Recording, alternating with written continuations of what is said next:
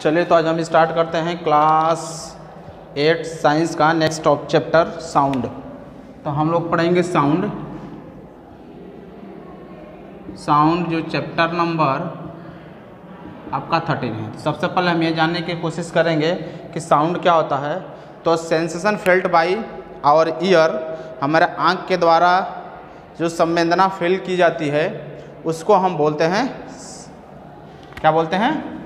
उसको हम बोलते हैं साउंड। ओके, तो साउंड में चैप्टर हम लोग जो पढ़ रहे हैं 13 साउंड चैप्टर है।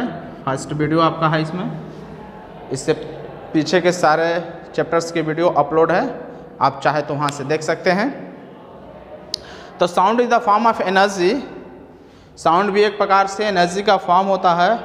Sound is that form of energy which make us here. तो हम लिख सकते हैं साउंड के बारे में कि sound is form of energy which enable या मेक्स कह सकते हैं एनेबल अस हियरिंग, जो हमें सुनने योग्य बनाता है। ठीक ना, साउंड एक प्रकार का वो एनर्जी है जो हमें सुनने योग्य बनाता है, हियर कराता है। ठीक ना, ऐसी एक प्रकार की एनर्जी होती है। अब आप अपने चारों तरफ एवरीडे लाइफ में, डे टू डे लाइफ में चारों तरफ जो है कई प्रकार के आवाज़ को आप सुनते होंगे।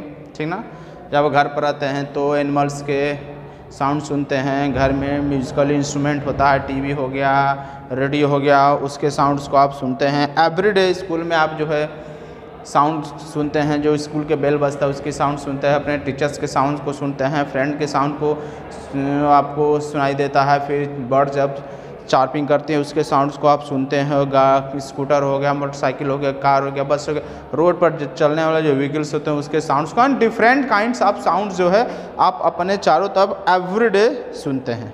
आकाश में कोई एरोप्लेन जा रहा है तो उसकी भी आवाज़ आपको सुनाई देती है। ठीक ना, जितने भी म्यूजिकल इंस्ट्रूमेंट्स है सबके द्वारा अलग अलग से साउंड प्रोड्यूस किए जाते हैं। तो सारे साउंड्स आप जो है सुनते हैं, और सब साउंड में कुछ ना कुछ जो है डिफरेंस दिखने को, सुनने को मिलता है। आप फ़ोन पर अपने पेरेंट्स के, अपने रिलेटिव्स के, अपने फादर के साउंड्स को आप सुनते हो। ठीक ना, तो इस तरह से साउंड जो है कभी आप फील किए होंगे। आप अगर ऐसा फील किए होंगे तो ठीक है, नहीं तो घर जाके फील करिएगा। एक बार आप क्या करिएगा कि साइकिल की जो बेल होती है, जो घंटी होती है, उसको आप एक बार रिंग करिएगा, और रिंग करने के बाद उसको स्लाइटली टच करिएगा। तो स्लाइटली टच करेंगे तो आपको क्या फील होगा? आपको जैसे लगेगा कि वो ऐसे वाइब्रेट कर रहा है। ठीक, या आप बोल रहे हैं, किसी बात कर रहे हैं, तो आप अपने गले के नीचे से हाथ रखेंगे तो जैसे लगेगा कि यहाँ पर कुछ वाइब्रेशन हो रहा है। ठीक, तो और साइकिल के बेल को जब हम बजाकर स्लाइटली टच करना है बस उसे, तो क्या होगा? उसमें वाइब्रेशन होगा। और उसको अगर आप टाइटली अगर पकड़ लेते हैं तो साउंड बंद हो जाएगा और वाइब्रेशन भी बंद हो जाएगा। तो इससे क्या क्लियर हो रहा है? इससे एक चीज़ ये क्लियर हो रहा है कि जब भी साउंड प्रोड्यूस हो रहा है तो इसका मतलब जब साइकिल की बेल में जो है, घंटी जो है, उसमें साउंड तभी तक प्रोड्यूस हो रहा है जब तक वो वाइब्रेट कर रहा है। क्योंकि हम स्लाइटली टच कर रहे हैं तो वाइब्रेट कर रहा है, उसमें से आवाज़ आ रहा है। जब उसको हम टाइटली पकड़ ले रहे हैं अपने हैंड से तो उसका वाइब्रेशन भी बंद होगा और साउंड भी बंद हो गया। इसका मतलब कि जब वाइब्रेशन होना रुक गया तो साउंड प्रोड्यूस होना भी क्या हो गया? आपका रुक जाएगा। तो इस तरह हम कह सकते हैं कि कोई ऑब्जेक्ट हमारा तभी साउंड प्रोड्यूस करता है जब उसमें वाइब्रेशन होता है। जब तक वाइब्रेशन होगा तब तक उसमें से साउंड प्रोड्यूस होगा। जब वाइब्रेशन होना बंद हो जाएगा, जैसे हम बोल रहे हैं, बोलते रहेंगे तो हमारे गले के पास वाइब्रेशन होता रहेगा तो हमें साउंड प्रोड्यूस होगा। जब हम बोलना बंद कर देंगे वाइब्रेशन भी बंद हो जाएगा और साउंड भी नहीं प्रोड्यूस होगा। ठीक, ऐसे कई इंस्ट्रूमेंट्स देख सकते हो। ठीक, कि जिसमें हम जब जैसे सपोज दैट मैंने एक यहाँ से दो जो है स्टिक बांध दिया और इसको जो है किसी टाइटली स्ट्रिंग से बांध दिया, और इस स्ट्रिंग को पकड़कर हम थोड़ा सा खींचेंगे तो स्ट्रिंग क्या करेगा? आवाज़ करेगा, कुछ इस तरह वाइब्रेट करना स्टार्ट कर देगा। फटफट की इसमें से आवाज़ आएगी और वो क्या करेगा, ऊपर नीचे, अगर ऊपर से खींचेंगे तो ऊपर नीचे, सामने से खींचेंगे तो बैक एंड फोर्थ जो है, या अप और डाउन, जिस तरह हम इसको स्ट्रेच करते हैं उसके अनुसार ये मोशन करेगा और उसमें से आवाज़ आएगा, साउंड आएगा। और ये वाइब्रेशन साउंड तभी तक होगा जब तक कि इसमें क्या होगा, वाइब्रेशन हो रहा है। जैसे इसका वाइब्रेशन बंद होगा, साउंड प्रोड्यूस होना भी क्या होगा, हमारा बंद हो जाएगा। तो इन सब से पता चला है कि साउंड इज प्रोड्यूस व्हेन, आप देखते हो कोई म्यूजिकल इंस्ट्रूमेंट की बात अगर हम करते हैं, सितार ले ली जाए या, तो उसमें क्या होता है, जो उसका वायर होता है, वायर में जब वाइब्रेशन होता है तभी उसमें से साउंड प्रोड्यूस होता है। आप ड्रम ले लो, ड्रम के ऊपर का जो मेम्ब्रेन्स होता है उसको, या आप कोई भी म्यूजिकल इंस्ट्रूमेंट लेंगे, ड्रम ही ले लेते हैं, जब उसको हम बीट करते हैं, पीटते हैं, तो उसके मेम्ब्रेन्स में क्या होता है, वाइब्रेशन होता है, और वाइब्रेशन से उसके अंदर क्या होता है, साउंड प्रोड्यूस होता है।